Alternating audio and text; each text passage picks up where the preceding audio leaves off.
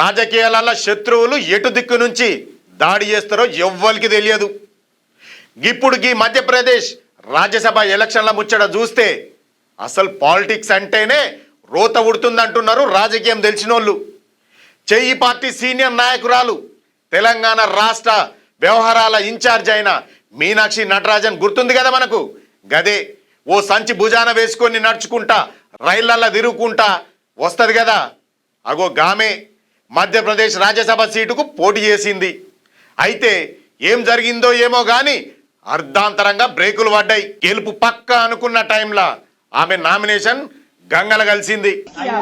मेरा कोई आरोप माननीय उच्चतम न्यायालय के ऊपर नहीं है, उन्होंने तो अपना एक निर्णय दिया, लेकिन इलेक्शन कमीशन के रिटर्निंग ऑफिसर्स कॉम्प्रोमाइज थे, ये मैंने पहले दिन भी कहा.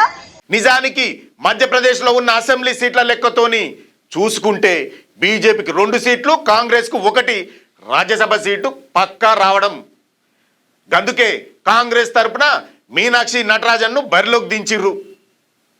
అంతా సెట్ అయింది, ఇక సీటు కాంగ్రెస్ ఖాతాలో పడ్డట్టే అనుకున్నారు. కానీ రిటర్నింగ్ ఆఫీసర్ పిడుగు లాంటి వార్త చెప్పిండు. ఆమె ఇచ్చిన ఎలక్షన్ అఫిడవిట్ల క్రిమినల్ కేసుల ముచ్చట దాచిపెట్టిందని నామినేషన్ పక్కకు పడేసిండ్రు. ఇదంతా ఒకెత్తైతే నామినేషన్ రిజెక్ట్ కాకముందే మధ్యప్రదేశ్ ముఖ్యమంత్రి మోహన్ యాదవ్ చేసిన కామెంట్లు ఇప్పుడు పెద్ద దుమారమే రేపుతున్నాయి.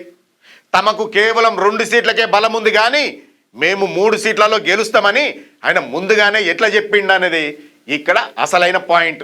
అంటే ఈ నామినేషన్ రిజెక్ట్ అవుతుందన్న ముచ్చట ముఖ్యమంత్రికి ముందే తెరకనా, లేకుంటే తెర వెనుక ఏదో పెద్ద స్కెచ్ నడిచిందా అని రాజకీయ పండితులు చెవులు కొరుక్కుంటున్నారు.